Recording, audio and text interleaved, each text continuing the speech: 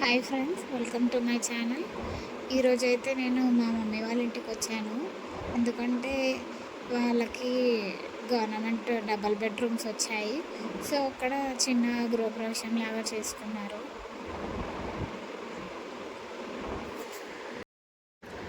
ఈ ఫ్లాట్స్ వచ్చేసి దమ్మాయిగూడ కాప్రా బ్రాంచ్ అండి.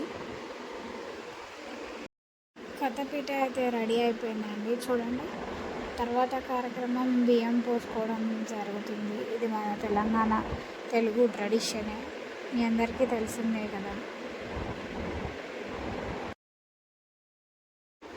సొంత ఇంట్లో ఉండాలని ప్రతి ఒక్కరూ అనుకుంటారు కదండి.